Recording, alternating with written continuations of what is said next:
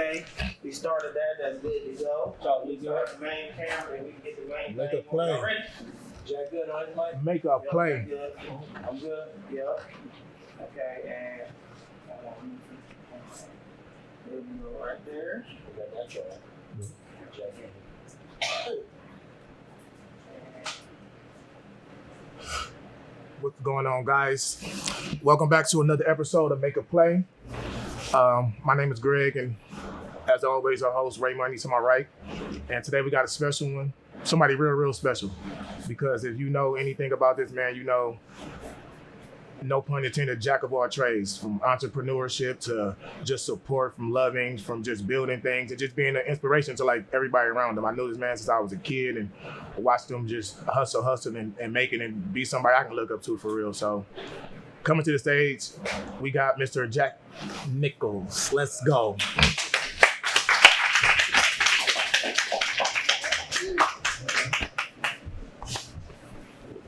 How we doing today, Jack? Chilling, bro. How about you, man? I'm doing all right, man. Old school, right? Come on, man. Ray Money, man. Oh, here we go. Ray Money. That Ray gonna make it work. No, for sure. One thing about Ray, he gonna fix it. For sure. He gonna talk his way through it, whatever. He gonna get some shit going. No, but today though, this one was really. As soon as they said we was doing this one, though, I got really excited because I know, first of all, I know Jack gonna talk and Jack gonna tell you, you know, everything you need to know, what you need to hear, and so just excited to bring him here. You know, I know Jack for a while from, you know, starting the youth football league, and he brought me on as a coach from the youth football. Matter of fact, I'm gonna let you even tell the stories I get to talking to. So Jack, bring us through that, because I know that's something very important to you. I know that's something that means a lot to you, and you know, you made a big impact with that. For sure. So in 2011, I had a vision with no money. That was 15 years ago? Yeah, a vision with no money. And I had a vision to bring a football team to my community, right, to Bel Air, because first off, I ain't a football guy. I ain't gonna hold you. That ain't my thing. But when I played football, we had to go join the church, right? We had to become Catholic to play football because, you know, Gunning was Rock and Bel Air don't get along.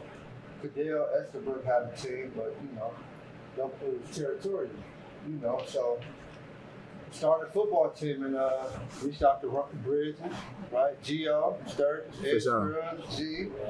Man, they just hopped on board, man. They just said, like, we believe in you too, Miss Brianna. Actually, was about it. And they hopped on board, man, and they brought that extra, what I didn't have, that sports flavor. You know, Gio Hahn, still crazy about sports. G, you know him, funny. You know what I'm saying? Getting along with the kids, and we just started, man. And from there, we just built something, and we're here today. The most, you know, the most impressive thing about the whole run, I feel like, you know, when people start up something, you know, anything new, it's like that process, you know, gaining support or gaining momentum because of the, you know, who he is. I remember just being like support, and, you know, just people just wanted to be a part of it, like myself, like right away, because, you know, what you can build and what you know, the vision you put out there, and just seeing something cool, like you said, for the community, because, you know, you have Gunning, and you know, there was a big gap between there. So that was definitely, like, geography wise, that was a good move too, and so that was great to be a part of that. We had some days, man. Oh yeah. We had some days, man. But yeah, man, on the community side, man, it's like, and you know, you was around. We go back to 03, man, 04. They think it started with the Bombers in 2011. It started, man. That's fake. You know, we go back to the hood, and we go back to car washes. We go back, man. We go back. The Hoodnic. Hoodnic. The Hoodnic. You had to be there. This. Now I'm from the east side, man. Tell me about it. No, this was all over. This was just on the west side. So we was preparing for this, and we was, you know, Ryan. By the way, this is our first interview with somebody from the west side. Yeah. They keep saying it's all east siders. Yeah, let's do so it. we got, I feel more comfortable up here today. I feel a little bit more comfortable up here today, man. You know, what the hood is about. Now, I done been to Freaknik. I done been out there in the 90s. I want to know what this was about. So the Hoodnic started out as a 3-on-3 basketball game. a tournament, right? People from different neighborhoods who was into basketball coming together and playing basketball. Nothing to do with a barbecue, music, DJ, you know, in a park. And then we added a car show to it. You know, and then once we added a car show to it, that brought like another flavor to it, man. That brought a different element in Cleveland, right? Because it's one thing to have the hoopers, but the car dude is different. You know, and that was the time, man, when Jeezy was on his way out, you know. It was going. This was spinning rims. This was the all heyday that, of all of that. Like you said, you had to be there, and I know you missed it, but it just was. If you had it right now, it wasn't right now. It's too violent now. It's too violent. The demand to be too high. Today's culture, I always got confidence in my people, but I think it would be hard to get that many people together with no actual violence for that long. What you estimate the people, like how many people? Thousands in and out. 2,000, 20,000. In and out, yeah, for sure. Right. So look, a lot of people don't know this story, right? So the last year they canceled it, but they canceled it the day before. But I don't know if a lot of y'all from the early 2000s, y'all remember Russ Park. Yeah, the morning show. So Russ Park was coming. Pause. Like we not gonna. Yeah, I'm sorry. It's okay. Yeah. So Russ Park was coming to the park, bro. Messed my head up because we had contacts at Radio 1. And it just so happened he was going to be in Cleveland and the event for me to do. And just bring him to the Hoodnic. Oh, wow. So this was ready to take off. Yeah, but God wasn't ready for it. You feel me? Yeah, this He was. said, hold up, because that was going to be big. That was going to be national. Yeah. Got the phone call that morning, like, can't do it. I know we approved the permit, but we can't do it. We don't have the force. There's too many people there. We don't have the manpower as a police department to handle what you bring into the city. Yeah, Ray, I'm telling you, this was crazy. And that's kind of like what I see in Cleveland on both sides. Like when we continue to do stuff, whether it be positive, most of it's positive. Anytime we get to a certain level, it's always a problem. Like, but I know, like, you're a problem solver, right? Like, so when I was coming into the nonprofit game and doing my positive thing, came on the west side to visit you. For sure. You remember that 10, 15 years ago? Oh, yeah. Yeah, and you were receptive. You was like, whatever I can do to help you. Oh, like, so how do you feel about, you know, you work for the city and all, but how do you feel about the city embracing entrepreneurs and all this passion and dreams that we got? Whether it may bring a little bit of negativity, but in our minds, it's mostly positive. How you feel about, how does the city treat entrepreneurs? And this was way back, so, you know, something like that. I think, truth be told, the younger me would have been mad, would have been prideful, egotistical. But now when we understand how the system works, we got to have our shit together. Yeah. It's like we got all these ideas, we got all these dreams and hopes, but we're not ready. We don't spend those hours at night making sure when that phone call comes, we can pick up and we can say yes. See, everybody waiting to hear yes on the other end. Everybody waiting to ask somebody to hear yes. No, you need to be saying yes when somebody asks you for something. For sure. For sure. So, you know what I'm saying, my position with the city is they're doing what governments do. They're doing what they need to do. If you got yourself in line, we help you. But if you don't have every T crossed and every dot outed, go find yourself. For sure. And that's the real world. Yeah. Like, because I remember, of course, I won't say his name, I remember it was like 2013. Very, very powerful man in the city. He wrote me a check. He wrote the bomber a check for $5,000. And he was like, hey, Jackie, if I wanted to write you a check for $100,000, what would you do with it? Could you take it? I said, hell yeah, I could take it. He said, did you got a 501c3? I said, what's that? He said, it's tax, you know, you pay no taxes. Right. I can donate you money that I would have to spend somewhere else. I can donate to you. But guess what? You're not ready to receive it. Yeah. You worried about winning football games. Yeah. You know, so, you know, from then on, it kind of gave me a perspective like, oh, it's a business too. Nobody want to talk about the business because everybody want to try to lead with their heart, right? Your heart can get you in a lot of trouble in life. You got to have a mind and you got to be able to apply it. You know what I'm trying to say? For sure. So it put me in predicaments where it was like, oh, okay, I get it. And then we just start rolling, man. We just start working. And the grind been hard, but it should be.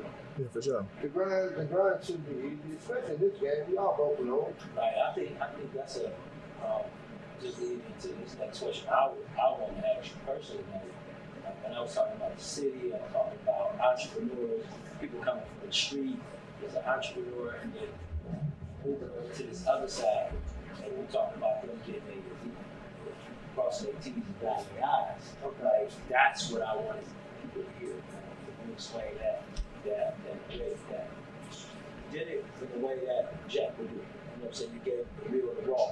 Yeah. When we talking kids, how can the kid entrepreneur, the kid that still want to be the kid,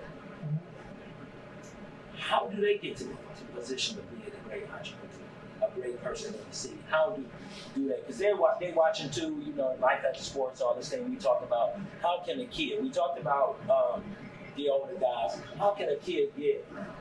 And I'm talking about a kid's kid, not a kid who's not dreaming no more, who's just on the tablet and all that. I'm talking about a kid who wants to do something. How do they get to the next level? Just in your mind, just talking to Jack. I think the first thing for a kid to get to the next level, he or she cannot be afraid to be bored. Right? It's gonna start with being bored. Because the kid, man, he's chasing that thrill. People our age try to change kids and their mindset and their philosophy. When the kid 2 years old, they say, can I go outside and play? Mommy, daddy, can you take me here? It's in them. It's innately in children to want to wander, to want to be out there. It's up to us to give them something to do, to structure that, to build a lifestyle to where we can say, you know what, son or daughter, I want you outside, but let me control it. Let me be a part of controlling it. So I can make sure it's safe. So I can make sure you get all the right doses. So you can't be too square, but you can't be too hood. What about? So I would say start with not being afraid to be bored. And then, man, you got to work. You got to work. Everybody's afraid to work, man. You got to work. Everybody wants to sleep. Everybody want to be comfortable. You know what I'm saying? Life ain't about being comfortable. Nah. That woman right there told me you ain't got to be comfortable. She taught me how to scrape floors, how to run a buffer. How many guys' mama they can say their mama taught them how to run a buffer? She put a work ethic in me, man, that's profound. I don't know no other kid. I don't know 10th kid. I only know 10 and above. Because of her. That work ethic, that's for sure. Because like anybody Jack will leave, be there till 5 a.m, go home for 30 minutes and come back at 5:30 and continue to, what he doing. And it's Breon could attest to this. And my wife, when she was there. Man, it would be times where in the summer we would have practice, right? And we'd go to my house after practice. And I'll say, we was broke, right? We was crack. I'll say, man, I'm buying pizza. This for adults. This back when the pizza can get you everything you need, right? For sure. And we'd go in my backyard, man, we'd scrape the paint helmet. Just like that. Started from that. Because we couldn't afford new houses. And these guys would come over, bro. For pizza. Scrape them, paint them, Coach Cam, all of them, bro. And it was worth it. It was worth it, man. Just seeing like what it brought to the community and like I said, the support and just seeing, like how much people, needed that for real, because it started with a football team and became like a family, like a community. They call it the Bummy Bombers. Y'all started out there? Yeah, bro. Look, people don't know the story, man. Look, I borrowed $470, man. It's about 32 helmets. I got in the car and drove to Wadsworth, Ohio. It was a junior high shutting down. Right? And he said, I like what you're doing, man. I'm gonna give you everything. I'm sure it has everything. He gave me everything. It was all. I mean, bro, we even had the joint, Now right? Chuck. Yeah, we had that. Chuck Muncie. Yeah, man. And it was like, I don't know. The Bombers were spiritual. For sure. If that makes sense. For sure. It came at a time of life where, And y'all got a whole movie. yeah, Yeah. you know. So it was a spiritual thing, man, and like jump started a lot of people's careers. Yeah, for sure. That just started, bro. for We sure. was around each other, bro. We go to Geo house in the basement. yeah, just seeing like in the basement, man. It was like a frat house. You know what I'm saying? Yeah. And we used to be over there. Yeah, we'd be over there just deep. Just building Scrub. Yep. You know, Ed Scrub. You know, he come with his Navy, bro. He was a recruiter. Some hot summer days. He come with his Navy here to coach football. Yeah, I went to school with you. I mean, of course, I'm probably 20 years older than Gio, but Right. I went to Cleveland State. He put together my first flyer, so Gio. Oh yeah, Gio been doing that forever. Yeah. Gio been doing that forever. But just seeing it grow, and to now you got kids, you seen them grow from, you know, little kids to middle school to high school. What are some things you took from that, as far as like some things you wish you did different, some things that you're happy you did, because, you know, now you're seeing the fruits of your labor, you know, like through the whole process? I only have one regret, I think, in youth football. My one regret with youth football is not telling y'all my love for Christ. Okay. I never talk about it with nobody. Okay. You know, and I think that, you know, I've always been conscious and aware enough to know, because, bro, we was living. Yeah. That I never preached about to children what I wasn't doing, right? So I wasn't carrying guns. I wasn't selling drugs. I wasn't being violent. But a lot of other stuff I was doing, so I didn't talk about it. Yeah. You know, so I think that I could have had a greater impact had I let the children know exactly how I felt about Christ. Okay. You know what I'm saying? I think that's the only thing I leave on the table that I regret. Like, but it's like selfish, because I only did it because I wasn't living right. Yeah. You feel me? And I've always been so aware. Like, I'm not about to preach to no kid about. Yeah, some stuff I'm You know what I'm doing. saying?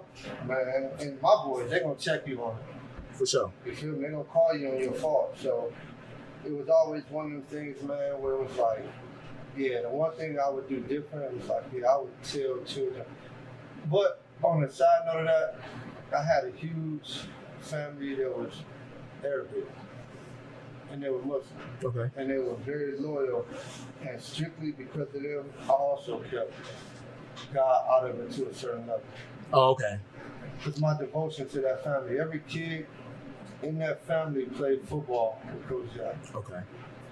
They all going on the same age. They all going on, like, they're great, you know. So Yeah. a part of me was like, you can't push it, but to answer your question, that's it. When I was saying that. Okay.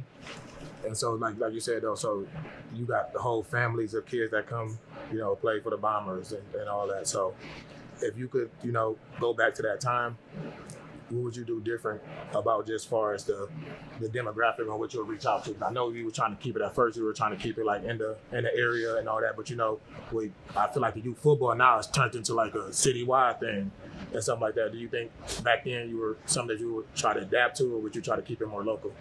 So, man, a lot of people don't know, G, but, like, what they're doing now, like, we're visionaries, man. Okay. So what they're doing now, we were doing it. We took our first All-Star team to Orlando in 2015. It was Powell 6, League Park Chargers, Lake Erie Sharks, Glenville, Cleveland Bombers, Gun and Gators. It was 6 or 7 organizations on one team. And we went down and, man, traveled the country and won a lot. So, you know, like, that part, it's just like certain things we were kind of before our time. Because one thing about a visionary, right, it's going to come before your time, but you have to find a way to stay relevant. Yeah. You know, there's nothing wrong with being before your time, but, like, it's like, once you get some money, how do you keep it? For sure. You know what I'm saying? The hardest part. So, like, it's been about staying relevant.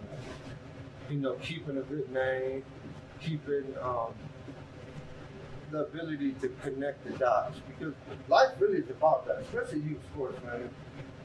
Certain people can do what other people can't do. You know that, right? And that's just what it is. Everybody can't call a referee and get them there in 30 minutes. Everybody can't get a field opened up in a day. You know what I'm saying? I've seen all this happen in real time. Yeah. In real time. So yeah, we gonna keep it a little more broad. We on the west side of the line, right over there. Yeah. We on the west side. We got to put it back more in the city for him, man. You know what I'm saying? I've been on the west We got the west. We having the west side show right now. I've been over there, Jack coaching basketball. I've been around. You let me come in a few practices and say what I had to say. What do you think the difference is between one of the biggest difference between the west side and the east side? Because it's always, myths of what people think or whatever. What you think? For me personally, I just think that's just me. But when you look at the demographic, you look at the lake cuts a certain part off. When you talk about this side, we just got the lake over here. If you go to the south side, it just keep going. So I think east and west is kind of like the same thing. It's like the same thing. I just think you probably we don't do enough together. Because at the end of the day, we got the lake. Mm-hmm. There's a lake that runs all the way. There's only so far you can go that way. It becomes a lake. Go that way, you just keep going. So you got more connections, you got more things going on. You go that way, you just got the lake. Mm-hmm. So we might as well just meet at the edge. That sounds real violent. Have a good time. That sounds real violent. East and west is the same thing. And that's why they get busy at Edgewater now, man. It's the same thing. But Jack is invited me to it. Like when I first met him, I was doing. I had just gotten out of college, so I was trying to figure out where we were going.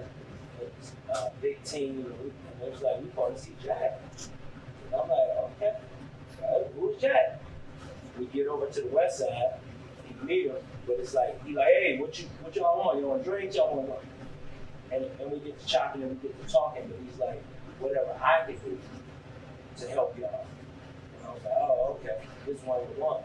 So when we was talking about doing this interview, of course, when you talk about doing something great, things gonna happen, stuff gonna happen. But we made sure that we got this done because you got to hear from a person who you didn't know me from a can of paint, but he was willing to help the organization. He knew one of the guys. He was willing to whatever y'all need. And so we definitely need to get Jack flowers, but also make sure that this interview happens. But on another note, this is what I want to ask you. So with the parents in youth sports, like, I say my piece, people be saying that I be talking to the parents crazy, but I know if you're a child, you only learn from the parents. You just talked about your mom giving you a work ethic. So I really don't be talking to kids, I really be talking to the parents. What you think about parents and youth sports and what their impact is? So the climate of youth sports, from a commercial standpoint, a lot of it is demographically, which puts in economic, right? So, let's take the gloves off. Let's keep it 100. Like, if a motherfucker throwing Hennessy bottles and fucking shells and all this shit outside his own fucking house, what's your expectations of him in the stadium? Right? So I think the real challenge in life is having the information and figuring out like, okay, you gonna complain about it, what you gonna do about it? Are you gonna watch that person? You gonna say, hey, do you mind picking that up? I care about this farm. You feel me? Like if you ain't even doing nothing to correct it, bro, sit the fuck back and shut up and get on the news like the rest of the motherfuckers who point the finger at what we do in our community. You know what I mean? So it's like the climate of youth sports and the parent, they all just products of the environment. When you get the teams from the suburbs and you suburb treatment. They come to the gate, and hey, how's it going? Happy Sunday. People who from the kind of more economically challenged areas or more socially pressed areas, you know, they come in and say, I gotta pay $5 to see my son play football. So how do you meet that? You know, it's like, it's all up to you. Like, come on, bro, you got the information, you know what you're dealing with. So you gonna meet that with, can't you read? And you're gonna say, yes, ma'am, I'm sorry. You know, we have bills to pay. It's not against you, but it's just what it is. It don't cost you nothing to treat people with decency, bro. And just because somebody meets you with force, don't mean you gotta meet them back with that. Because a lot of times it's gonna kind of explode. So to answer your question, like from a total standpoint, for me or people in my position, if you can't understand what you're dealing with, don't deal with it. Run your ass to the suburb. I appreciate you saying that, because that's me. I'm petty. You be petty with me, I'm double petty. So you saying that, that's just something I need to learn, because I deal with people from that demographic. Sometimes I'm petty. Sometimes you meet them where they Yeah, at. I meet you where you at. Yeah, You know, it yeah, ain't for sometimes, sure. it's all the time. So Yeah. just hearing that, bro, that's why we got you on here. Like, I'm gonna take that with me. Sometimes I'm gonna grow up. I'm gonna meet him with the, hey, you know, just signed up $5 is to help this organization or this organization. Me, I'm petty. I'm super petty. I know I am. And so just you saying that answered my question, but it answered it for me. One thing I can promise you, the feeling you get from that interaction when that person walk away with a positive result versus negative result is something remarkable. And it's something, if you take that, bro, if you take that and multiply that in your life with every interaction, it's like, bro, you can't be miserable. That's true. It's impossible. That's If you that's say, game. I'm gonna try to make every interaction a positive interaction, nigga, the fuck you looking at? A handsome gentleman. Huh? Still stupid ass. I know, I need to get smarter. I'm sorry. Yeah. You are absolutely right. Can you help me get smarter? They don't know what to do after that. Yeah, I'm not meeting nobody there, bro. Look what I got. I ain't leaving that. I ain't walking away from that for no word. I'll be whatever you want me to be to get home. I'm going home, brother. At the end of the day, whether it's from a football game or just walking in an outside club or anywhere, man, I'm getting home. So, you can understand what we do. That's Sure. what's going on with parents. Parents gonna be parents, man. They broke, they poor, they're socially challenged, they oppressed, they've been through stuff, you know? They live in deplorable conditions, they don't have cars, they're waiting on rides, they don't got money for Uber, their kids don't eat. You know the kid told me the other day, y'all? That's a What? fact. He said, my mama said if I don't eat, I ain't gonna eat for 2 days. Cause I ain't got it. Damn.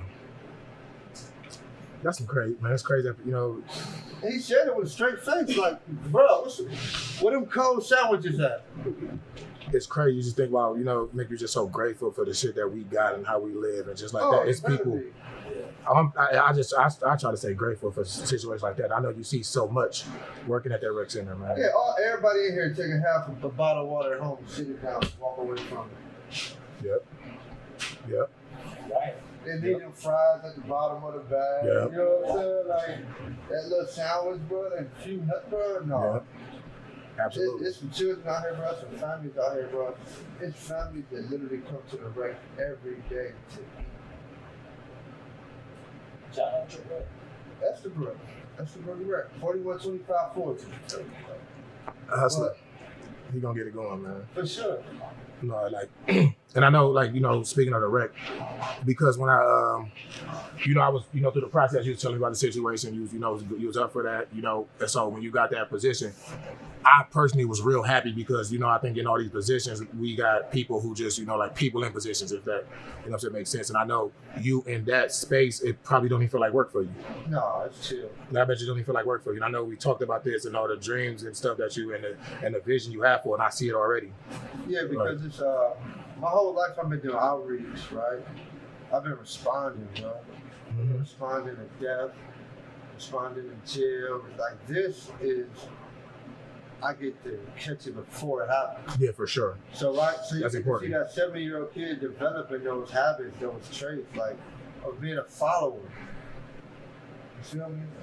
You see the kid that get bullied, how he eventually end up falling victim to substance abuse. You see the weak-minded kid get in that car and he go on that joyride for the first ride, and we look at him and we say, man, he been a fucking follower. Oh, he been accepted. For sure. Somebody said, I want you and me. I care about you. That's all he hear. But us as adults, man, we should put the point the finger. Nah, bro. These kids going through it. I couldn't imagine being 12 to 17 right now. That's crazy. And not living in some affluent area where it was something high. Yeah.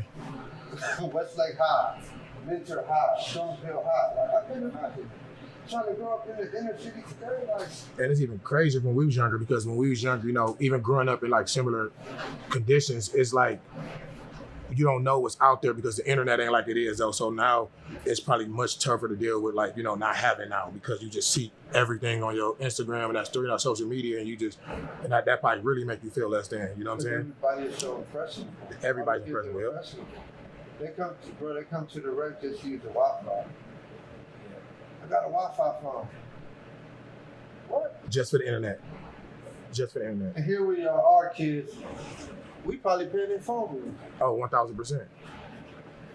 1,000%. You probably still paying phone bills too, ain't you, man? 25 years old. 24 years old. He gonna be paying that grandbaby phone bill in a minute, man. I'm gonna pay it till he say, Dad, you ain't gotta pay it no more. That's love, man. The youngest one told me don't pay it no more. No, he different. He just said, I don't want you. I want to be in control of my own thing. Hey, his kids, man, his youngest son, straight, serious with it. Always been like that. Even like back then, he was talking about the Bombers. I was telling him, like, man, Josiah be 4 years old. He running up the hill. He had to be 5 years old, 6 years old at that time. Out running a 14-year-old. Yeah, but he's serious though, and he competitive. So you ain't about to get off on him or nothing like that. He with all that though. So hearing him saying he don't want you to pay his phone bill, that sounds about him. That sounds about him for sure. So what's that like being a grandfather though? A granddad? Yeah. You got a cool nickname. We talked about this before. You got a cool nickname when you gonna go authentic and just keep it G. Just lean into it, Papa. I'm really against it. What you want? Granddad. Yeah, traditional, old school, granddad. But granddad is crazy. Granddad is crazy, what game? Hey, so y'all got plastic on y'all couches. I can sell grandkids. I don't even know to want my granddaughter. I'm Shakira's dad. I'm like, I don't. That's it. Damn. Yeah. I'm her mama. You Shakira's dad. I'm like, oh, okay. How old is this kid? 8. Oh no, that's too. No, he know better. It's the girl. It's It's the over. girl. No, it's the girl. She know better. She's the only girl, so she's like, I say what I want to say. I'm Shakira's dad. I'm like, oh, okay. This is what I told someone the other day. If I would have had a daughter or I would have understood the makeup of a woman early. And I say that because at 9 months old, my granddaughter is a girl. It ain't no ifs, ands, or buts about it. You raise your voice at her. Nobody has taught her this. Oh, she ain't on. It's just innately in her. She's just gonna cry. If she needs to go on her way, she gonna pout. She wanna be spoiled. So I say that to say, like, I think me growing up, I made it more like, maybe with my wife. She's just mean, or that's just her. She just brat, or that's just. No, bro, that's just women. You know what I'm trying to say? So that, like, being a granddad has taught me more about women, dealing with a young woman. Like, yeah, That's- that part. That's crazy. So growing up, how many siblings do you have growing up? I had 4 brothers and 1 sister. Oh, so my brothers passed away, yeah. okay, so you only grew up with 1 sister too, so it's Yeah, baby sister. she's probably Yeah, I tell my mom, I told her last week, her bed was bigger than ours put together. the daughter, My little sister. the little sister. Yeah, 9 years Oh, that's gonna old. happen. That's gonna happen. That's gonna happen already. Yeah. So was growing up with that many siblings, how was that like? Because it's I grew up, it's 5 of us too, so I know it's like growing up with like a family like that. How was that like growing up? I think growing up the youngest, like in the youngest of boys, honestly, it was kind of cool for real. You know what I mean? Because I ain't gonna hold you. I had big brothers. Mm-hmm. Nigga, I call my big brother. That's what it was. I ain't sugarcoating that. 4 of them. Oh, they was pulling up. Yeah, they was pulling up off site. And, you know, growing up, like, you know, part of my makeup today is because of that covering I had as an adult. I mean, as a young adult, as an adolescent, you know, a lot of people cannot articulate what they have in them, where it comes from.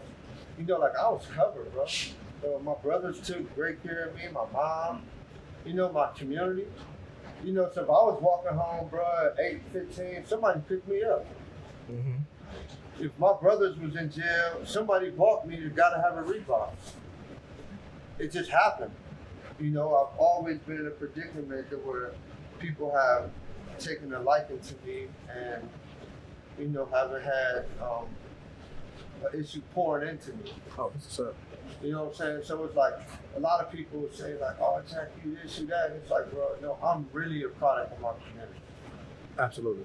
You know, the good and the bad. You know what I'm saying? That's definitely important because like people, you know, part of your community don't necessarily mean they got to be bad. It can be good too. And so, like I said, I know how much family means to you growing up with that many siblings. No, that I asked your mom, was it tough growing up with them like that? It was tough growing up with all the siblings like that. Jackie was a squirrel. Oh, bad. Was you the spoiled one though? I don't think none of us was really spoiled. I mean, we was all kind of spoiled in a sense. Hey, right? wifey saying something different, man. No, I'm gonna tell you something, bro. We was all spoiled because, like, no matter what the situation was, you know, my dad died of heroin overdose. Oh, word. 12, 13 years old. But I don't take a bad. My dad kissed me on the cheek until the day he died. Yeah.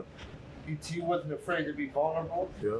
You know, so as when you're young, you look at adults and you try to find it bad in them. You know, he made my mom mad, he did that. But as you get older and you grow into being a man and you see how hard it is, right?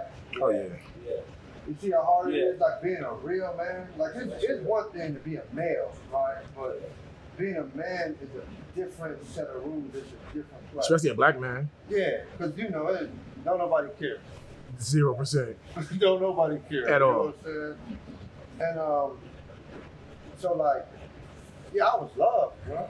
Yeah, for So sure. not really spoiled, but like, I don't know, my mom loved on us. Yeah. And she was tough. Like, she was tough. And I always tell people this story, but I don't even know if you remember. The last whooping I got, man, I was 11 years old. I don't know why I played with my father like that. I have no idea, right?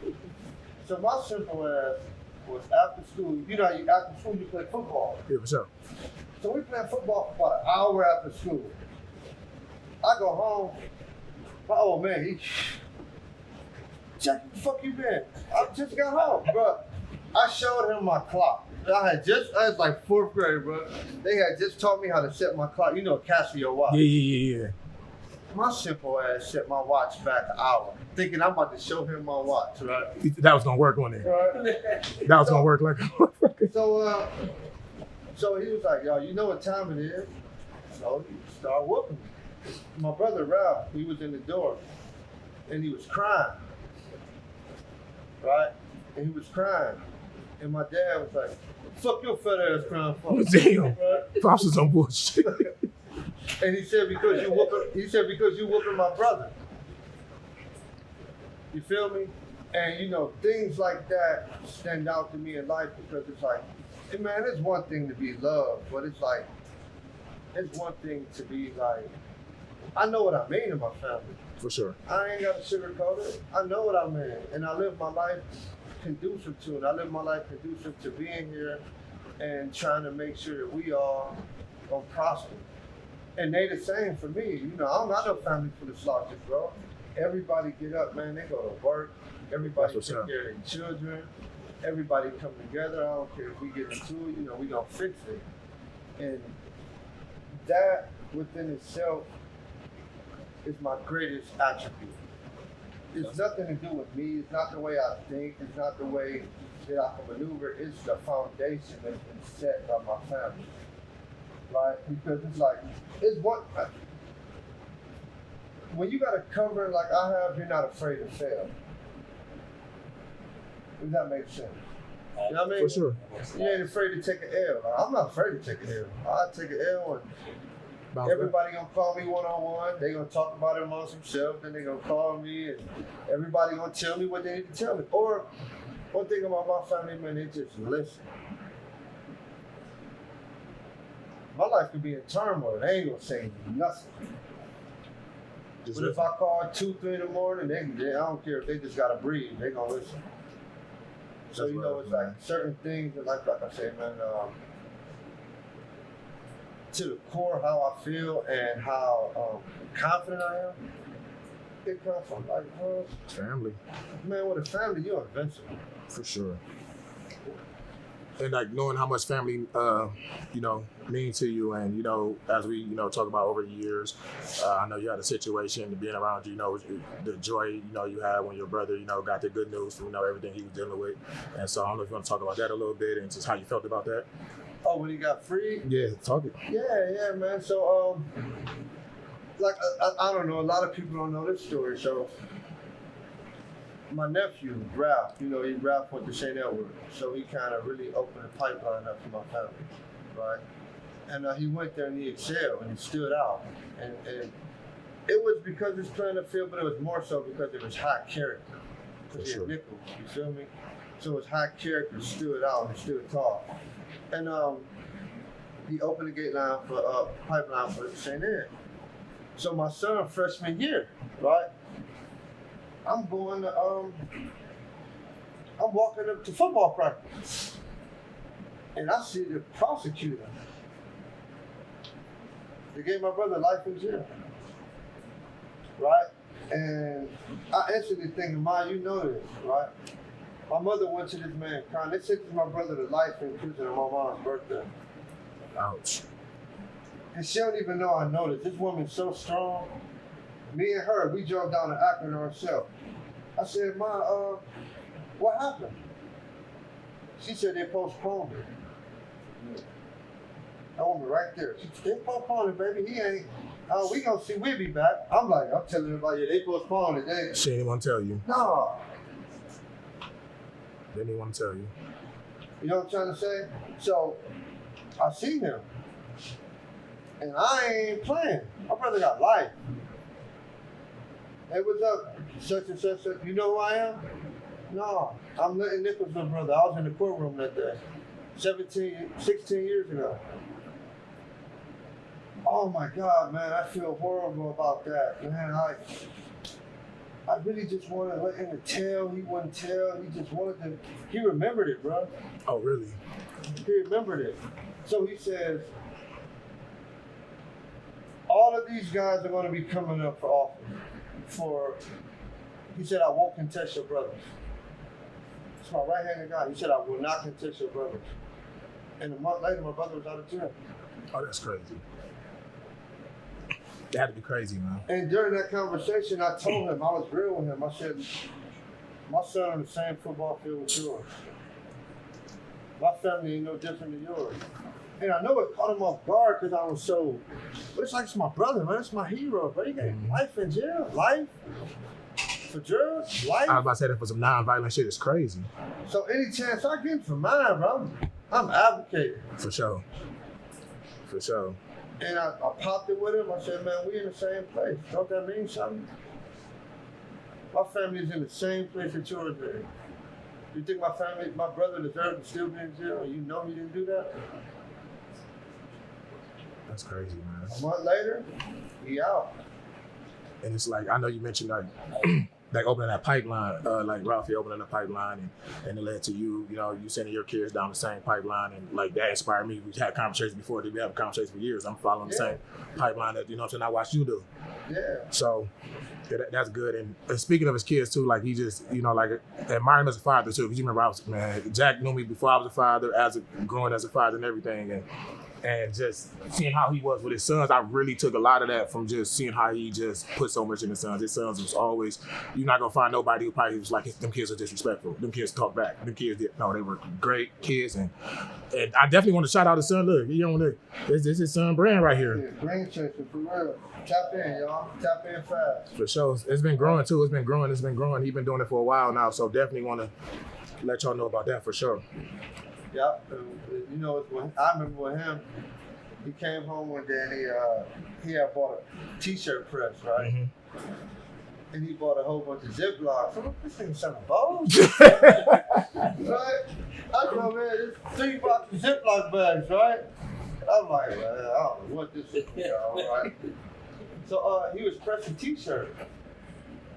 And he was folding them and putting them in a Ziploc bag. Feel me? 16 years old. Yeah, you feel me? And that's what caught me. It was like, okay, you get it. It ain't just about producing a product. It's about the type of product. It's about your delivery. What you're gonna do. So yeah, but my son too, man. My older son has been like very inspirational to me. Like a little brother side. Yeah, for sure. At times, he a big brother. Y'all kind of grew up together through this whole thing, man. At times, bro, he a big brother because he brings that educational, logical component to it. Yeah. I know exactly what you're talking about. We had a conversation about this. We be ready to go. We be ready to just. And he, no, Dad, think about it. How would you feel? He's like, nigga. Yeah, I'm up. So, I think, he's been very instrumental, man, in me growing. For sure, man. Yeah. It's always good. You got some guys that I know that speak highly of. Charles Biggs. Yeah, my brother. I suppose Charles Biggs. Shout out to Bigsby. Hey. Really turned me up when I was coaching. And Ron from the Sharks. Like, oh yeah, that's my brother. These are the guys that I know, but they talk about you highly, and I know that they look up to you. And like, how does it feel to have some of the great guys look up to you, man, and also seek your advice or knowledge? Is that a great feeling? Is that something you take lightly, or just speak on that? What I'm gonna say might sound cold or might sound profound. It's like speak on it at my funeral, because I don't stop and think about it. I just do what's been put in me. Like when people feel a certain way, they feel I affected them. They can talk about that when it's time for me to go. Feel me? But I ain't stopping for that because I don't. And this ain't just like blowing no smoke. You feel me? Like, and Ron will tell you that. But I ain't in it for that. I just like to be a genuine person, genuinely help a person that needs help, whether it's emotional, whether it's spiritual, whether it's, sometimes, bro, grown men just need people to listen. For sure. You feel me? For sure. Without you soft, or you acting like a bitch, or you feel me? Sometimes we just need somebody to listen, because the world be, and the world be, but the world don't stop. You still gotta keep providing, you still gotta keep coming through, you still gotta keep showing up, you still gotta as a real man, you have to be the starting point and the end point. That's facts. You feel me? You have to be the starting point and the end point. It has to start with you and end with you. Yes. Because you that covering. So it's like just figuring out, like, how to just really be a man, just be there for people, and just do it like, bro, just genuine. Yeah, don't get me wrong, those people are some genuine people to me too that I lean on. You feel me? And sometimes I've been in the dumps, bro, and it's only a few people. I like probably two. Three, you feel me? Bigsby, bro, one of them. Yeah. You know, my dude Paul Reese out in ATL, bro, but you know, Brandon, you know, but like, bro, I don't really, you know, you don't get into that, bro, because you get into talking about what's wrong, how you gonna fix what ain't wrong. You know what I'm saying? For sure. How you gonna get right? So that time you waste spending on, oh man, it's like, oh man, the food ain't here. You feel me? No, we can wait, talk about the food, right? Or we could just say, let's fix it, let's go get a bottle. For sure. Yeah, Let's entertain. yeah, that was it. I mean, Audible. yeah, a pivot. Yeah, the pivot. A pivot. We'll My say favorite audible. podcast. I ain't sure. You know, the pivot, yeah. Yeah. Because I'm getting play-by-play from Ron. I'm getting play-by-play. And he's like, oh, okay, Jackson want to get it. And I'm like, oh. Hey. You know, and look, so Ron, Pierre, Hooter, right? Well, I saw him at the bar or whatever, right? I think I saw him at the Jefferson. And they was both like, oh yeah, man, you about to be on Make A Plai. I was like, what? It's like, Make A Plai, you know, you come on. I was like, oh yeah. Then Ron called me yesterday, like, bro, did you go over the question? I was like, no. He's like, oh, okay. He's like, why not? Put this Ray and the G. Bro, listen. You feel me? Like, what? I'm gonna look at a script phone. This is my bro. Like, he's like, oh, I know you got it. What I tell you, Ray? Yeah. He said, But, you know, Ron we holds the fire. It's just like, it's a whole thing. Like, it's a whole thing. Hey, it's a whole thing down to what color socks you got on. Well, Like, let me tell you Ron definitely has it. He I does a lot for it. heard that man in the huddle one day, like 2012, tell the kid, bro, tell a 10-year-old kid, you need to take a 45-degree angle when you get home. I said, nigga, what? he ate, bro.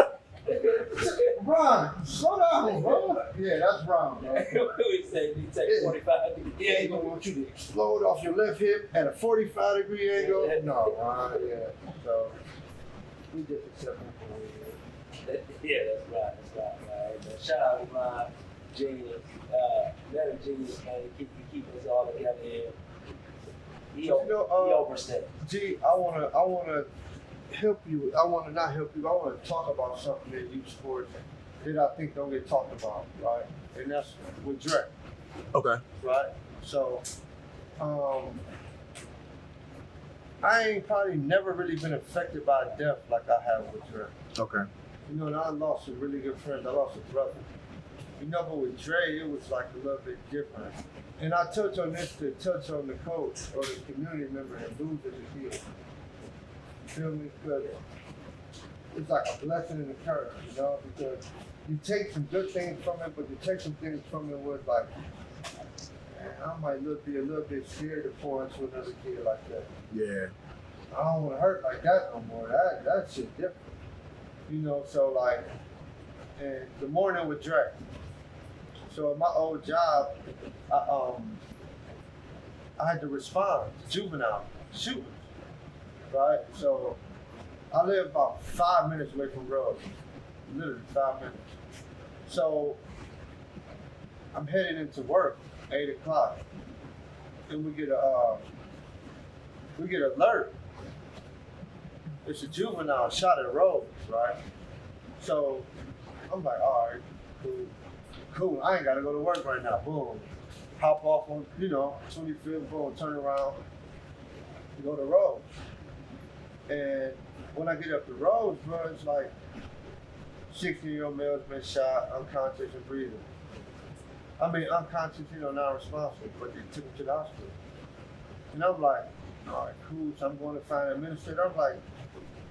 I'm like, who was the kid? Who was the kid? And he was like, some kid Andre. So I called my boss, like, yeah, man, this kid named Andre. I'm like, what's the last name on the kid? They're like, Wells. I'm like, what? I'm like, Dre? Like Andre Wells? So I dipped, rush up to the hospital. right? Go to the hospital, Dre dead for real. You feel me? Dre dead. And it was like, I don't know, bro, like Dre death taught me so much about life that like, I don't know, it's like, it's one of those experiences where it's like,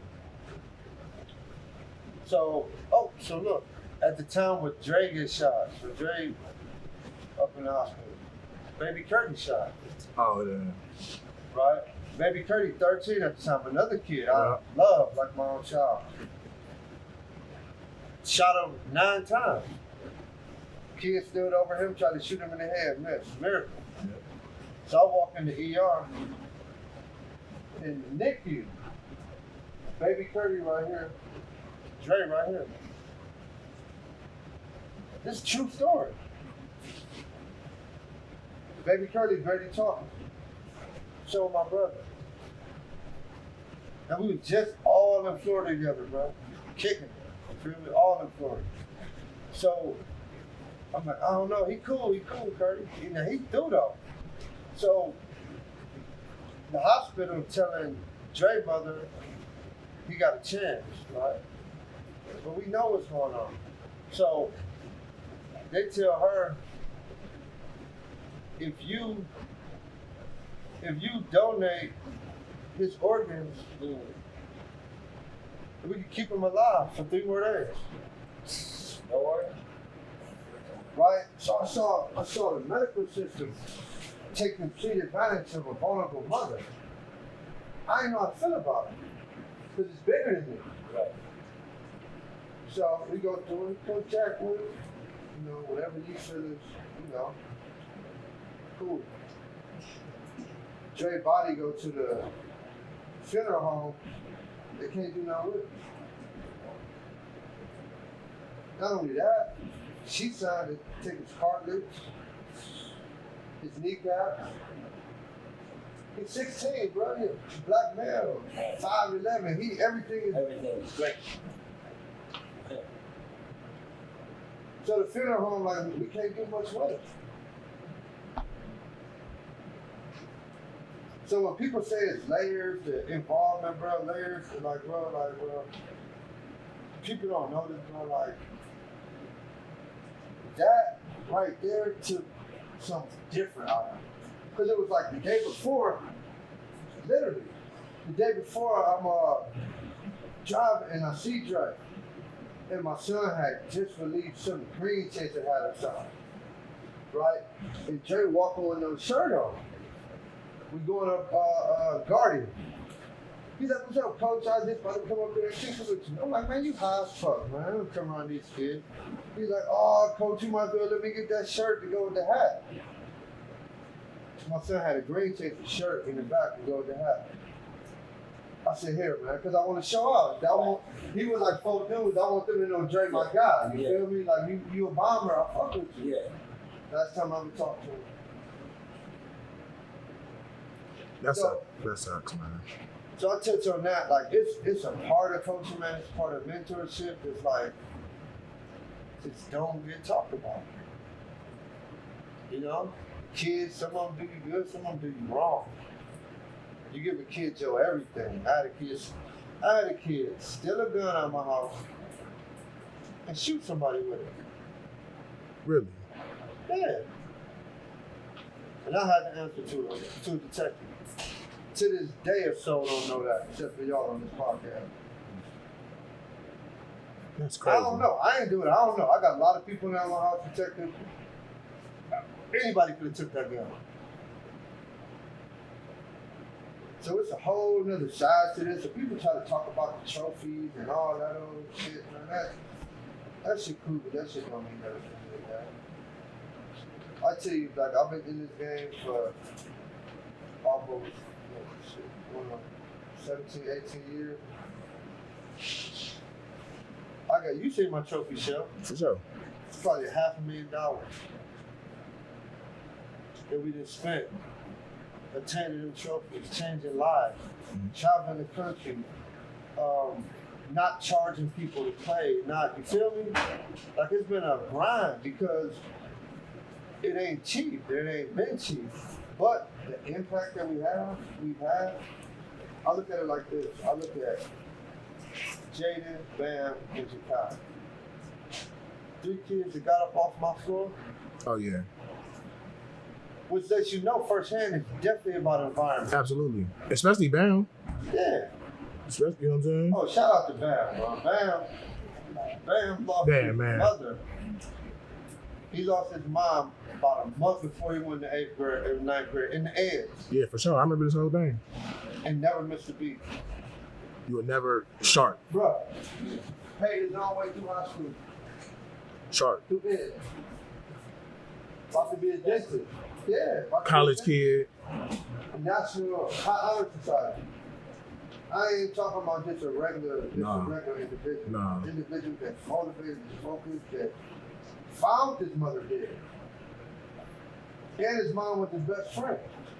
And she's part of the Bombers community. Oh, Red Hammer. So, like, you know what I'm saying? Yeah. So it wasn't just a regular loss. You know what I'm saying? Just like Lil Dre, that wasn't like a regular loss. Or like to my Curry, them on regular losses. Them people that we know, their parents, and you know we've been around their parents for forever. So like that's not regular losses.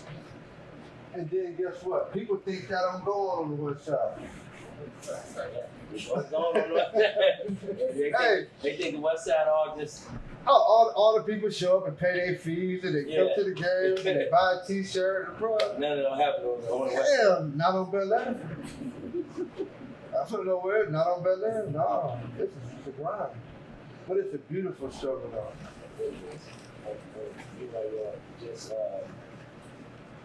this show is called Make A Plai, and it's good, man. Because this really about life after sports, but I be wanting the youth to know what Make A Plai mean to you. Like for me, Make A Plai may be like today. I had to make a play. I had 6 people call. I had to make a play. Like I had to make a play. Like it was no explanation, no nothing. I had to make a play. And my play was I had to go cook some French fries, drop some tenders in the thing, and that's what I did. Like, so, you know, I had my clothes in the car, but I'm like, hey, I gotta go drop these tenders. What does it make a play mean?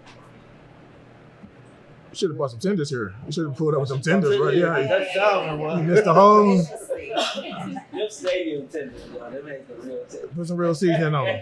Them tenders different. Make A Plai to me, man. Making fruit punch out of lemon. You dealt with a hand that's impossible to win. Yeah.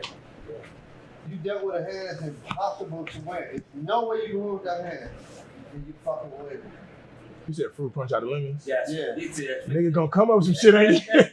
I ain't never heard that one. Yeah, I'm gonna make some fucking fruit punch out of some lemon and water. No sugar, no nothing. That shit gonna taste like fruit punch. Talk your shit, Jack. You feel me? Like that's what Make A Plai me, because everybody think it's raw as fuck when you dealt the resources. Nigga, that shit easy. Get the fuck out my face. Fuck out my face. I'm acting like you better than niggas than you. A nigga that handed you this shit. Niggas work from the bottom, Lord. Niggas fail and fail and What's fail that and fail. again? You gonna make what? Fruit punch? Punch out of living there. With no fucking sugar. No sugar. The water. It's gonna taste like fruit punch, No, nigga. we gonna figure it out. We gonna look around us. We gonna make a phone call. We gonna make it happen. But that, man, that's what Make A Plai is. A lot of people, no pun, this shit, no disrespect. A lot of people think they making plays, but they just playing.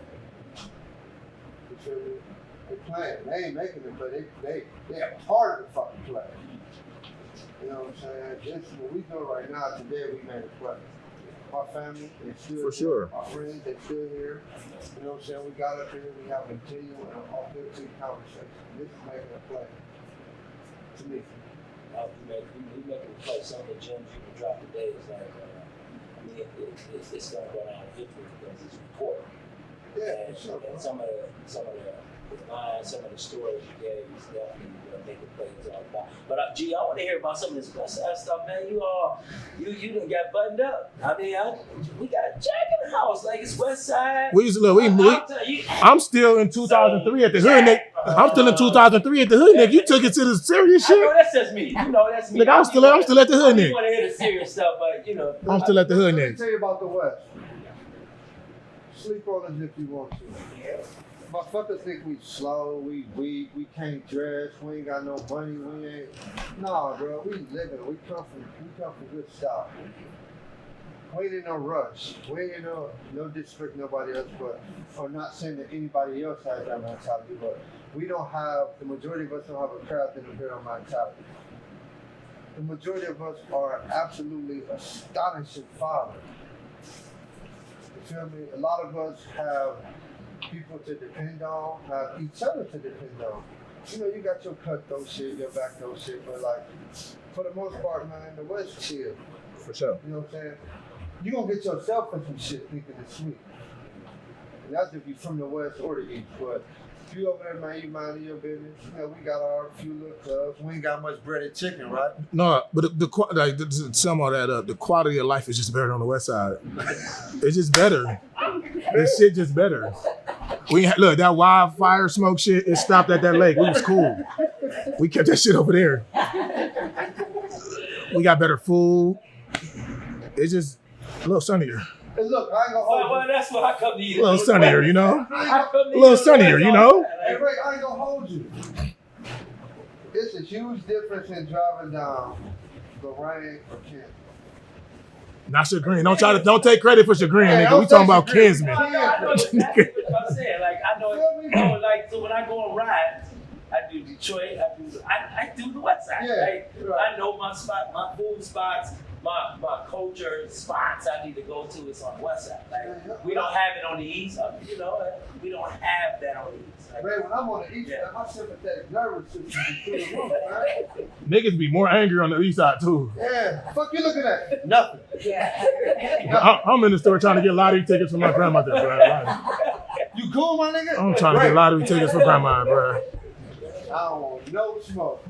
Because, I mean, okay, on a more realistic level, like, a lot of times, just to be honest, the East Side is a lot more economically challenged, right? And so you got more people trying to be, you got more people taking advantage of opportunity. So, it's like, in a world full of opportunistic people, you have to be ready, right? So, the opportunity could be me robbing you. So what you gotta do? You gotta be ready to come back and rob it. Because that's just the law of the land. So the opportunistic part of it in that demographic keeps everybody on edge. It's like, man, I'm not about to get caught slipping on no picture.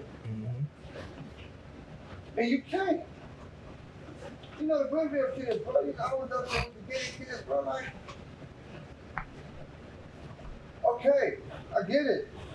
You take a pistol Bro, in practice. it's crazy. A person get killed in practice, too. And you want me to tell you, you got all this smoke in the street, these niggas trying to kill you.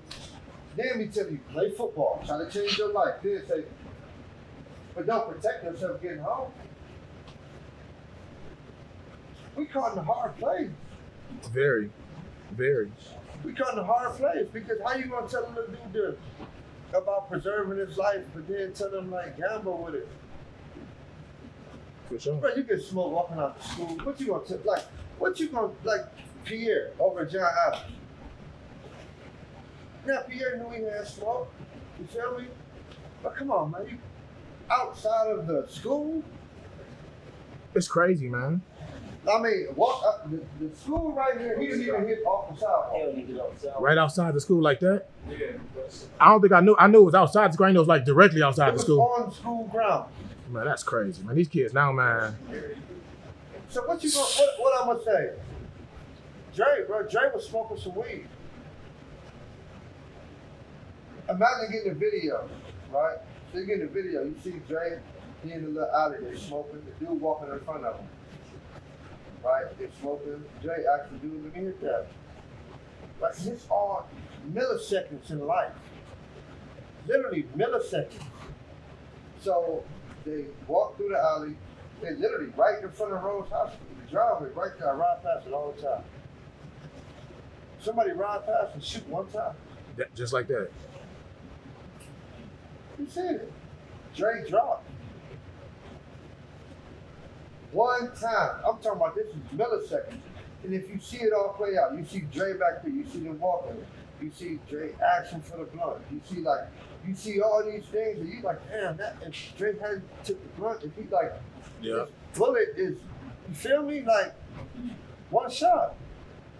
And it hit him dead center of his head. That's devastating, man. So, you see like how precious life is. And then you're trying to raise boys.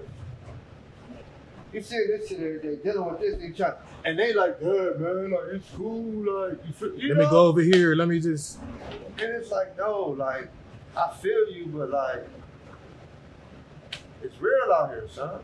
And that's fucked up, like finding that balance too. Like, there's a balance between like understand what's going on and like also like trusting your parenting, you know what I'm saying?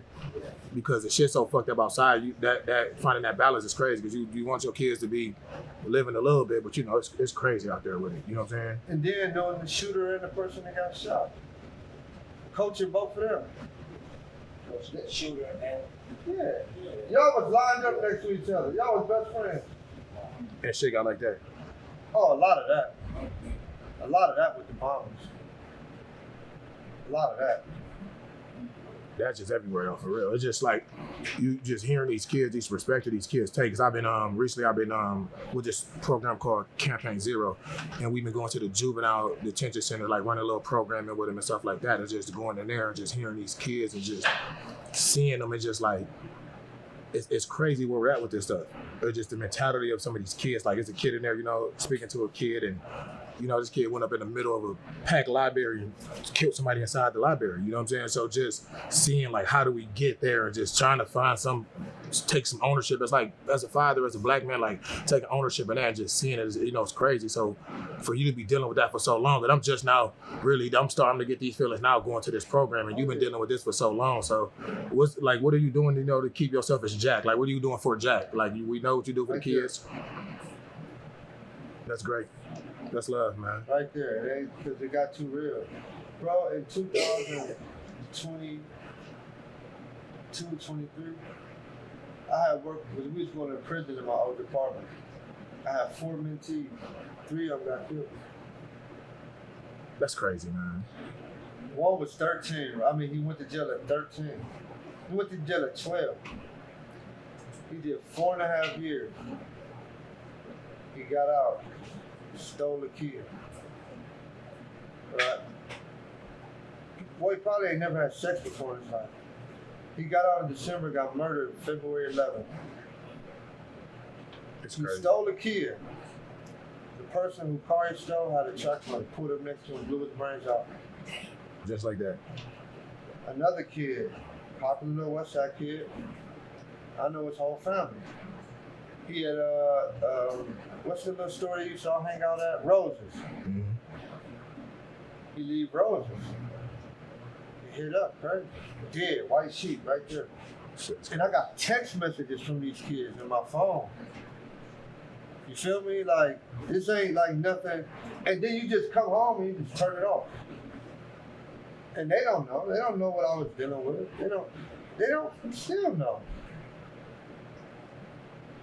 But this game ain't to be played with. This game will change you. This game, if you're true to this game.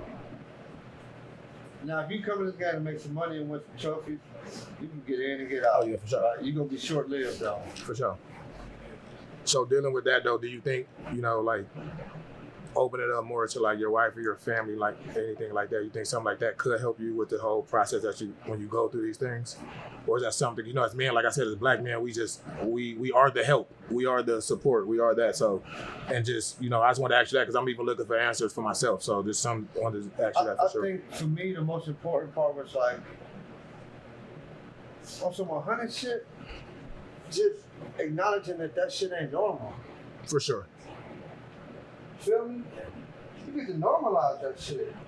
You normalize the shit you're going to talk about. What you do today? Same shit I do everything. Bury a kid.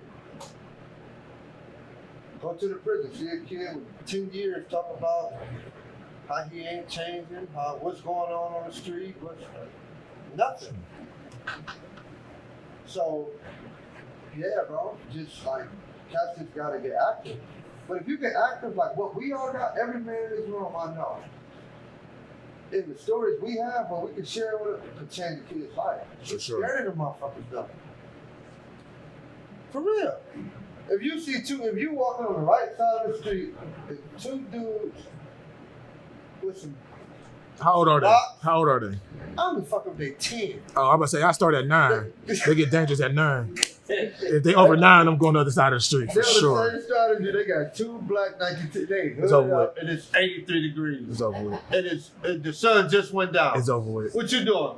Walking in the first yard I see. It's over with.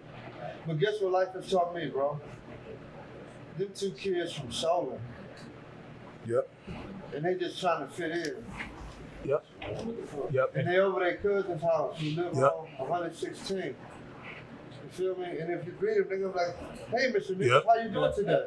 Yeah, it's funny you say that because one of my friends is an educator and he said the same exact thing. Yeah, bro. So it's like, where did you start and where do you finish? Because it's like, based on what you see every day, yeah. So it really depends about like, excuse me, man, like, how big is it? You feel me? Mm-hmm. How big of a risk is you willing to take?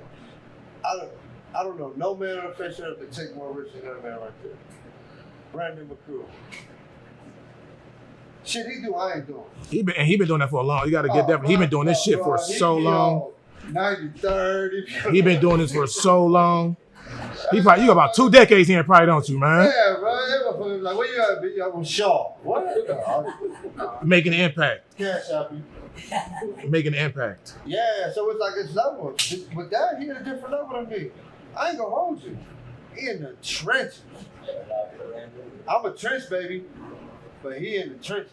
Yeah, for sure. Now, That's needed.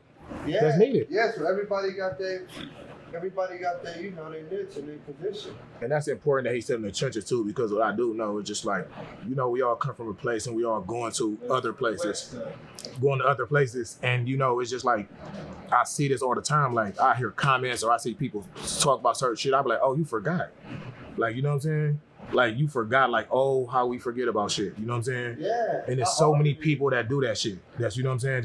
Just forget. Like, so going to those trenches is still important because you know, even myself, sometimes I'll be so far removed sometimes and I go back around, I'll be like, oh, this shit's still going on. I'm gonna do a poll. Ask how many of y'all in here that fed y'all kids pork and beans and hot dog? I ate it. Yeah, we talking about. No, Fed I ate it. What I'm saying, how times have changed. That was like a regular meal. Yeah. First, Man, like, what? Yeah, shit. What? Man, pork beans. Oh, I'm about to go home. It's up. It's up. I'm telling you now, I don't eat meat, so I'm gonna go. I go every now and then and make big fried hush puppies. See? That's the same meal. Yeah. So, has Lil G ever had hot dogs and pork and beans? Never. I need to teach this nigga some lessons, man. Hold on. Shit might get different after this one. You feel me? Yeah, shit might So, get but we're expecting like different results. Like, yeah. for sure. So yeah, you're right. Because these kids that I tell my son all the time, just like, you don't like you live a great life, but you got your own room. I had my own shit until I got older. Like I had to share everything. Like, you know Only what I'm saying? time I had my own room was when my brothers went to jail. That's crazy. Damn shit. That's the reality of it. That's the absolute truth. It ain't nothing wrong.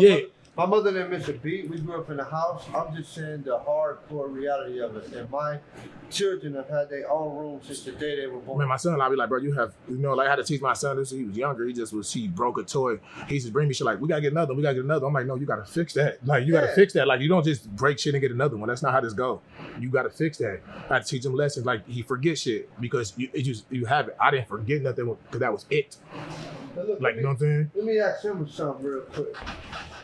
Tell me about Ray from the Five. Man, Yes, he is. Ray Money. Hey, y'all. Ray Money. Yeah, I'm Ray asking the question. Ray Money. Ray from the Five too, y'all. Same as East West, man. Same thing, man. We grew up, recreation court rec. I done played basketball, Estabrook. I done played down the way. I done played every rec. Right. there is possible to play in. Won championships, got to meet great friends, John Buford, these guys that I met that I'm still friends. And that's what kind of led me into what I wanted to do for others, because I was like, okay, we got sports, but we didn't have anything else. So that sports is what kept us all together from the east side, south side. Whatever you was, you played sports against that guy. It was competition, but then later on, that became your friend. For sure. And we became friends, but we was outside. We was outside, and the stuff that got hold to us. But, I didn't know. $2 was a lot to me. I'm 54 years old, so $2 was like, and don't have 40. You had to split it though. But sometimes, like, so we would do like, It was tight. Right. He wasn't sharing with us. No. if our moms, like, if we had, like, my dad might come home, he's living in California, he'd give me $40. I'd go home, I'll be like, yeah, tell my friend you keep the 40 for that. We ain't spending it. I just want him to show off with the 40. So he walk around the neighborhood with the 40, then he give it back to me, like, this how big it was. But that's why we talk about making a play in sports and liking sports and all this, because that's pretty much what we had before the drug came. I'm gonna tell you something with you too, Ray. Something that I appreciate you for. You spoke on, bro. You spoke on Bigsby, like. So Ray was the coach at Tri-City, right? And my bro was coming home from the Fed joint. And for you to still have faith in him like that, for you to stick your neck out there for him like that, bro, for you to go in them projects and get that man fresh out the Fed joint and bring him on college program, that said a lot about you. That's love, man. And a lot about how you put your neck out there at a collegiate level. I heard he was at a club, and so I was like, okay. I looked at my clothes. I had no club clothes left. I just said, all coaching. I was like, all right, let me I put on I had a shirt on, and so I come to the club, and he got all his guys there, and I'm trying. I know this guy. I know this guy when he was a kid, so I'm trying to get through. They like stopping me. He like, no, let's wait, let him through. So I come in. I'm like, hey man, I need you. He shook my hand right there, and he was like, I'm good. I'll be there. Yeah. Hey, you taught him a lot. Yeah. That's my guy, man. Charles Bigsby. Yeah, who they all them played on that team? Paul Sally. Paul, yeah, they all played on that team. Wayne Walker. Yeah. I just felt like that was my story, though. My story was back at Hoodnic Came, got hold of me at 14. I was supposed to be playing basketball. I was supposed to probably go on to Georgetown, my favorite college. Maybe try to get a shot at the pros. None of that. But in the end, I had, as you guys, I had a great family. I had my moms, I had my great grandma, my grandma, and my dad was in California, but he was still preaching when he was positivity. And I went to school late, so I had to go back and grab them dudes because I knew they had the same story. Yeah. They dreamed they get derailed because of them. It was systemized. So like I said, we would share $40, and next thing you know, I got $4,000. Great grandma can't tell me nothing. I got $4,000 in my pocket. What are you talking about? I don't even want to come back home, grandma. I got $4,000, but that $4,000 was like 40 back then. Yeah. So it's $500,000 right now. Yeah, it was like but I had to go back and get those guys because those guys were me. They didn't have their diploma. I found out the way up. Went on the west side. There was a guy on the west side. He had diplomas. Yeah. You had to go get your school records. And then the thing you had to do, the worksheets was it was this many worksheets in there. You can get your diploma. And so I was like, oh, that's what we doing. But you did what you did try to do to meet those kids where they were at to get them to the next level. Yeah. Because we all know how important the simple diploma is. Tracy told me. What's that? Yeah, okay. All them grandfathered in, but that's it. You did enough. you did enough. You'd have got like 30 people here. I'm like, hey, man. They said them niggas were selling clothes off the bus, man. No, but and then the guy that had the diploma stuff, it wasn't really like, it was something, maybe his dream, entrepreneurial dream that he created. And so, we got some people godfathered in there, but as we talk, as you talk about all of the stories and those kids, man, it's like just hearing it brings back some memories. It brings back some pain, some overcoming. But you know, when we was talking about doing this one, we had so much going on that we was gonna cancel because we had so much going on, so much removed. I said, no, we ain't moving off Jack. We ain't moving off of it. God don't work like that one. Right. Yeah. We gonna wait. Yeah. No, you know what I'm saying? But it happened. We gonna wait. It happened because it was supposed to. Yeah, and I appreciate y'all. Yeah. And the stuff you said, that you said today is profound, man. I mean, I know it's just in you, but I'm pretty sure I gained something too. I appreciate that, man. And I'm pretty sure that everybody listening gained something. And not just pain, but you know what I'm saying, the way you articulate it to be able to be heard. Because if you look around, it's a triumph.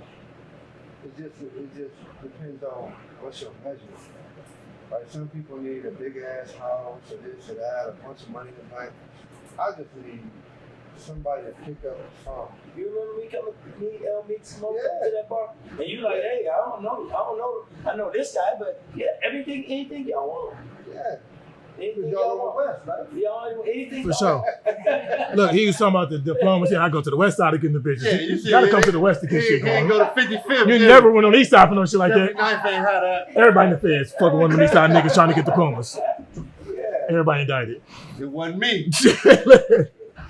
No, it's like he brought up Charles though, and this is like, so you know Jack gonna have you on shit. So you know with the Bombers came, hey man, we need to get a Bombers adult men's team. We need to play together so we can coach better together. Nigga had us hooping in the league, in the adult men's league. The Bombers, we had the Bombers, all the coaches, 4-on-4. We throw a Charlie ball every 3 plays. Get busy, get busy. Yeah, Oh, we made it to the championship, right? The white boy about I thought we was in for half court. Yeah. Could nobody check. No, I still want. I want my smoke back. You want your smoke? Look, I was at the. 4-on-4 is different. 4 court. That's a big. That's different. That's a big course, 1-on-1 every trip. Yeah. That's basically what it is. Flow, spread it out. Yeah. Yes. That motherfucker tore our ass up. You niggas quit after that. Bro, 'cause Hey, nobody put it in. niggas don't be reading the rules. It's like divisions. So, like this division. For sure. That's what I'm saying. They put us in the top division. These niggas 3 years out of high school. These niggas 21, 3 years out of high school, trying to run up and down the court with them. You know, throw the ball and need. That's what I did as a coach. I said, listen, dribble the ball past half court, get a ball Charlie. Yeah, he gonna shoot. That's the play. Yeah, it was a good time. Man. So I do like, man, this is pretty dope, and I do appreciate y'all, man, for real, for sticking around. I know you gotta eat. I know we're gonna wrap it up. We're gonna wrap it up soon because we like. We can be with this. It's just Jack. You know you said that it's Jack, so we just can talk all day. So it's just like I knew somebody gotta stop us for real because I got too many. Well, let's. Anybody have any questions? And I know it's family, I know it's friends, but usually at this point we turn it over to the live audience. Questions. I got a question actually. So we talked about, Jack, from what you meant to like, your timeline, just the history of Jack, So we know about everything, from today backwards. So what you want us to know about Jack going forward? Like any plans or any moves or any growth you want to do going forward that you want to talk about? I think that like at this point in my life, my mind is clear. So like, it's dangerous. Okay. You know what I'm saying? Yeah. I think it's just about making with the right people and getting the right people in your corner and keep working. But it's just like about progression. You know what I'm saying? But it's so much to be done, man. Like, I would be doing you a disservice if I tried to single it out. For sure. I'm trying to be happy and keep the people around me happy. There we go. Other than that, I don't. That's a major key, though. That's a major key for sure. If I can be a part of their happiness or make sure if they down, we picking them up. If I'm down, man, that's it. I ain't gonna even hold you. All the other shit that come with it, man. If I went broke tomorrow, I'm gonna lay on my mama's couch. That's love, man. You That's feel real me? love. Like, no matter what happens, I'm gonna be okay because I have them.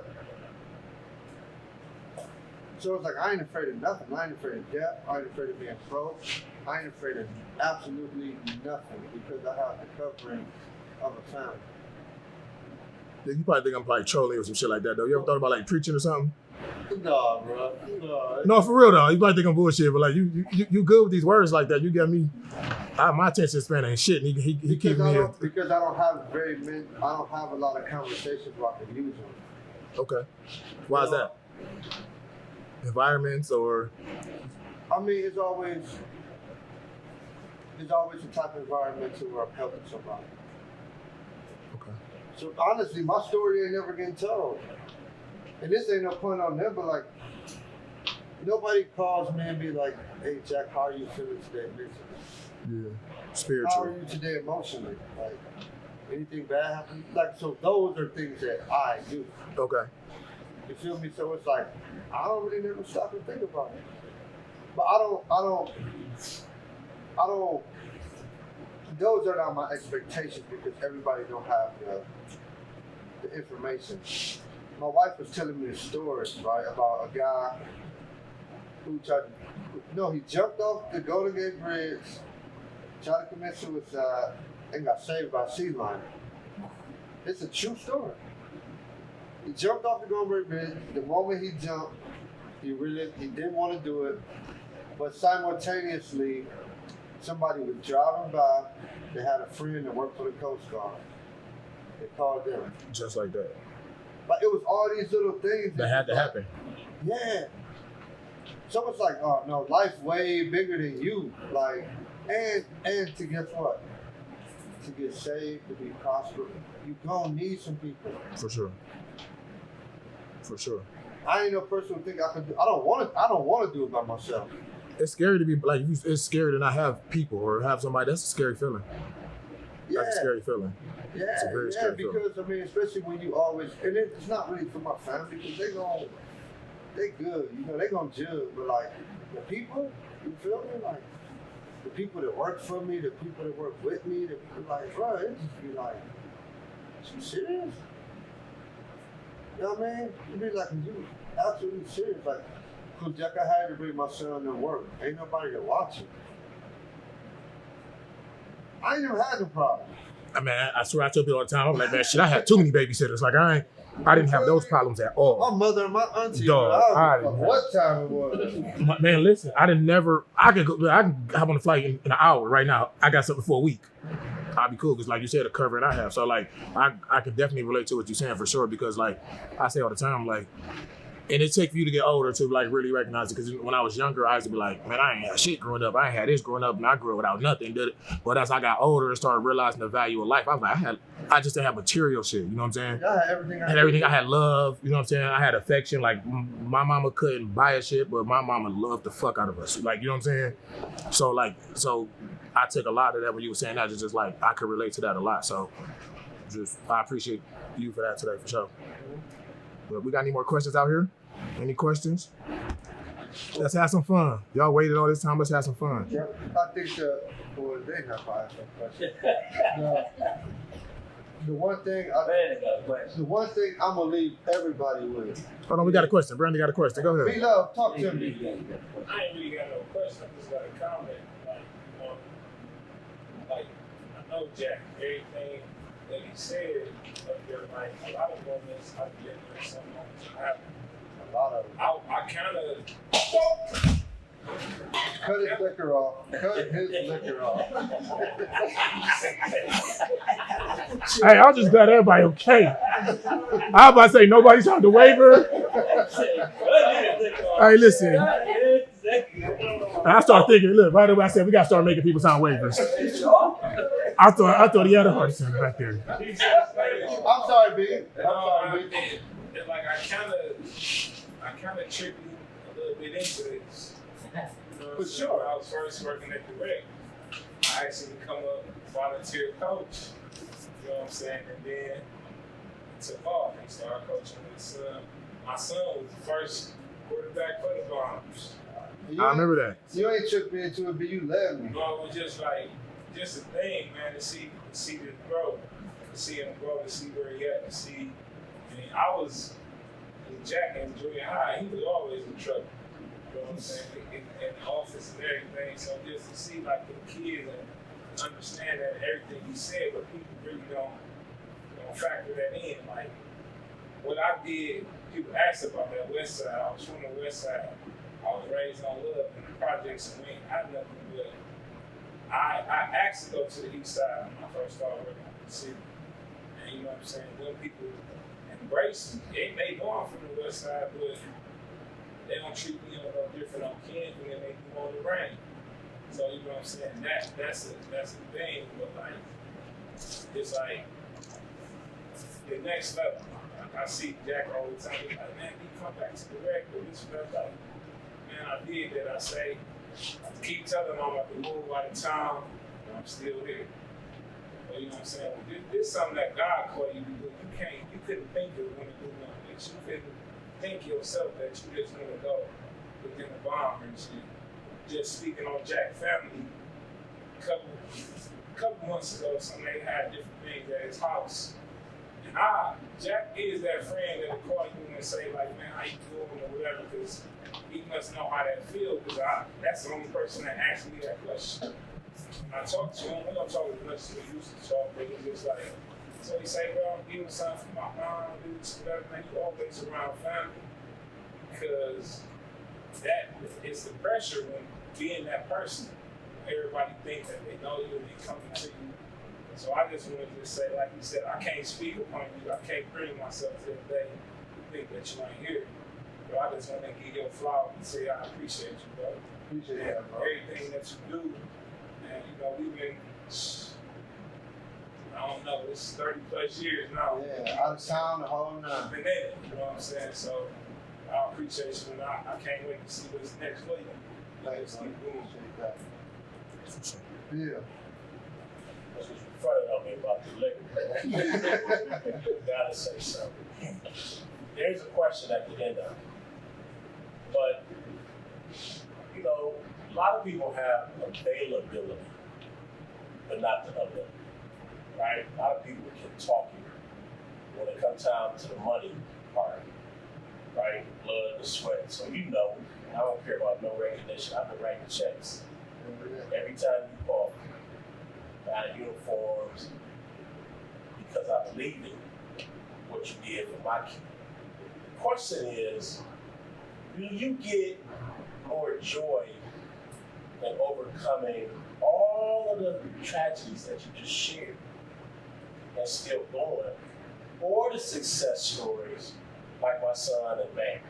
Which one is it for you? Which one gets your woody? Which one gets you going? Is it the tragedies or the success? Because you need them both, right? When you got a program, you need to say, Bam is a dentist, Thomas is D1, this. But you also need to have that believability from people to know that you can navigate them out of the storm. So my question is, again, which one is it that rocks your boat? Is it the tragedies or is it the success story? Or is it a combination of both? Okay, so it's gonna sound kind of arrogant, Bill, but you're gonna respect it. The success stories are expected. You feel me? The tragedies hurt. I expect that. I expect that out of Thomas, right? Look who his dad is. Like, look who his mom is. Like, you feel me? Look what he got. Look at the support. I expect that out of him. I expect that out of Bam. Bam it might not have been his fault, but he got up off the floor. And he had to ride to school every day. Ain't no fucking excuses. We won't go make no excuses. So, the tragedies, bro. The tragedies is what make me, because it's like, you gotta learn from them. You feel me? And you see how misguided you was. And you see, to be honest, bro, what part you may have played in the tragedy.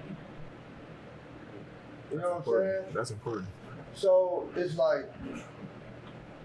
I ain't patting no kid on the back for doing what the fuck he's supposed to do. Nigga, you got a whole toolbox with more tools than any kid I know. It didn't start out that way, but guess what? You got it. You attained it. So, nah, it's a tragedy, bro. The tragedies make you. They change you. You feel me? We all been through stuff, right? you go through some shit, you different. You know what I mean? You go through something stronger enough, your ass different. So it's like that part is like, put it this way. The tragedies make me not give up on the ones who display that they might have another tragedy.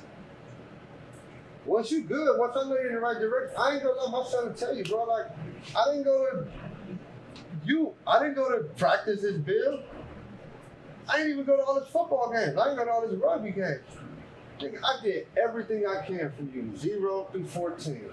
You 14, you wanna be calling women, you wanna be, bruh, go live your life. I'm gonna cover the bases. And that's a lot of tough love at times, but hey, man, that's just what it is. You know, so like, no, I don't reward, fuck that. I ain't rewarding you for doing what you're supposed to be doing. You're a Nicholas, you're a whoever, like, what the fuck we do? You get up, you go to work, you earn some money. That's just what it is. You figure out a way to earn. You know, so, did that answer the bill? Yeah. Yes, ma'am. One comment. Yeah. I just want to say that as your wife, I struggle with seeing all sides of it, the good, the bad, the ugly, your personal struggles, maybe being publicly convicted. You know, there's been times when I'm a team player helping in, whether it's working at the gate, doing different things, and I've often struggled with people, you know, saying that you're not genuine in certain instances. Right, you know, oh, it's just for the money. They too busy trying to count how much money being made at the gate and why we gotta pay this and that. And I just want to set the record straight. Like, you may not be a perfect man by any means, and I even struggle with that. Like, my personal whatever I feel about you, but then you want to go be Mr. Savior to everybody else, you know, and then people come up to me and your husband is as amazing I am, and then you know, and I'm going through my own personal life.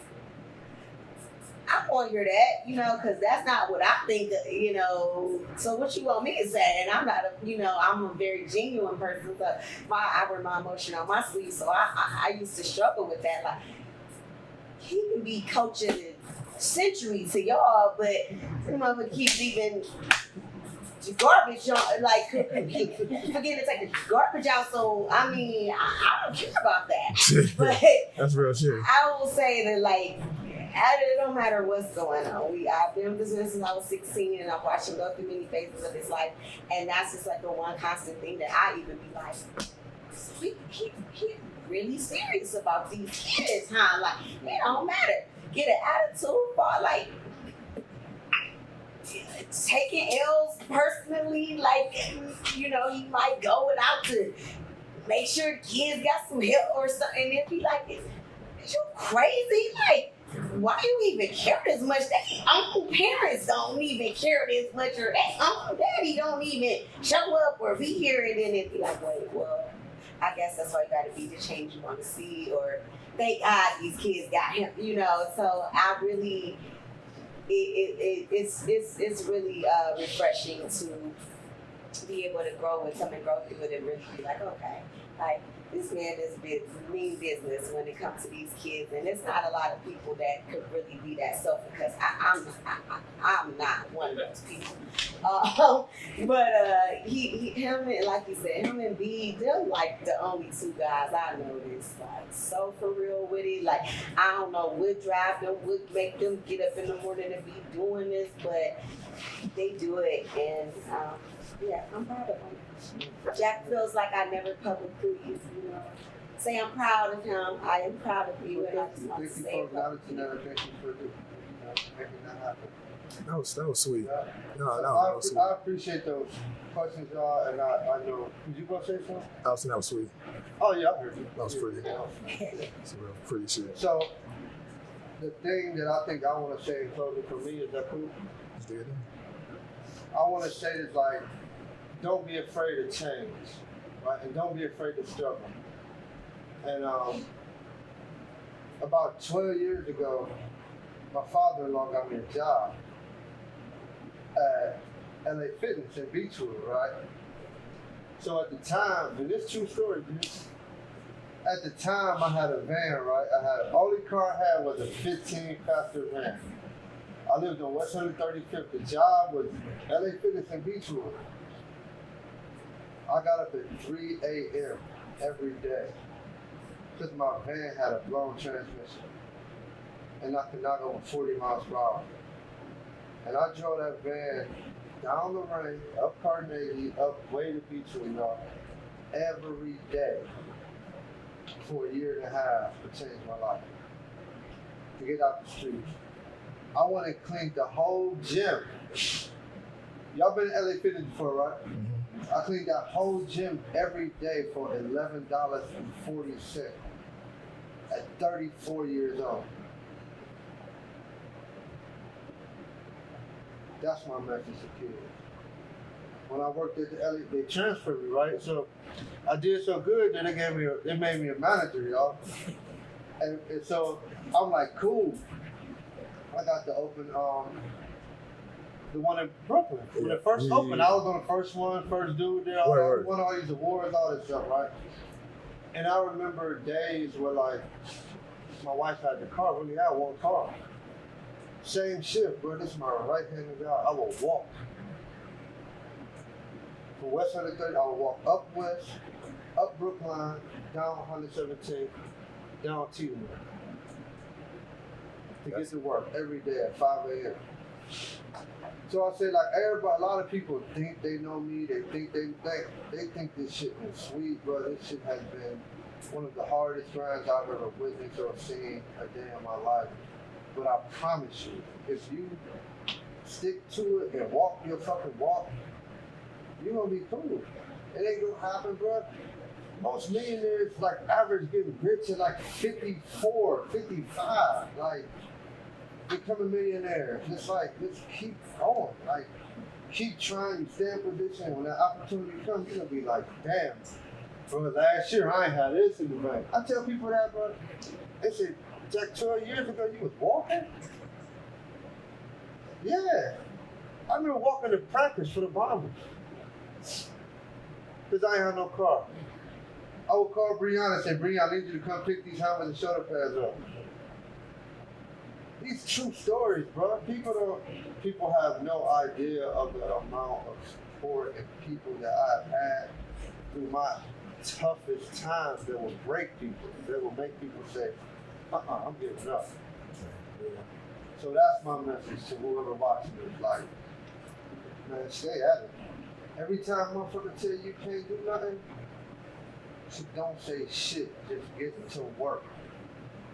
Every time somebody tell you can't have nothing, something that's unattainable for you, you don't have enough education, you don't know how to talk, you don't know how to fucking articulate, you don't, none of that. Like, don't let nobody tell you nothing's wrong with you.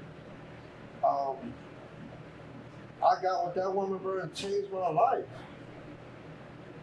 Read, it wasn't important. Math wasn't nothing important, bro. Brandon told you I was horrible. I got 27 F's in high school from 9th to 11th grade. I started dating that woman June 4th of my 11th grade year. The last day of school was June 6th. I didn't get one F as a senior with that woman by my side.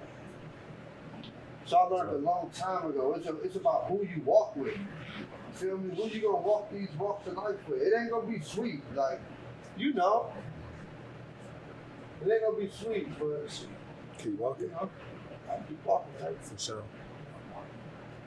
So we want to thank y'all for coming out today. Like I said, we're trying to build something great here, and we just, this is somebody great we look forward to having. So, and the conversation went exactly how we thought it was going to go with Jack. It was informative. It was real. It was full of love, and like, it was real. So it's about what we expected, and so we definitely want to thank you for giving us the time today. Yeah, and I don't thank y'all, man. Give y'all flowers, bro. And I like what y'all doing with y'all platform, bro. And I'm not a person that's gonna go and say, we got hiccups. We all do. Look how many hiccups I had with the Bombers. Yeah. Bree, how many times we got to the game and we ain't had no mouthpiece? Every day. You feel me, Bill? How many times we forgot jerseys? Did y'all bitch at me? To me? What y'all say? All right, coach, let's get it done.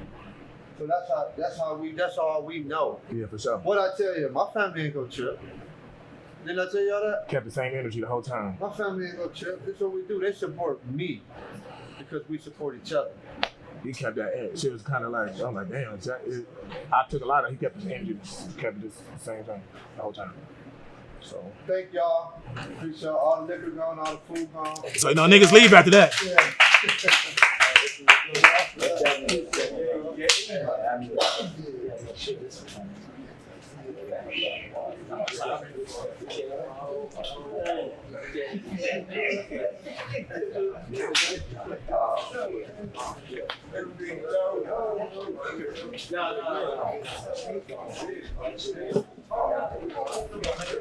I checked on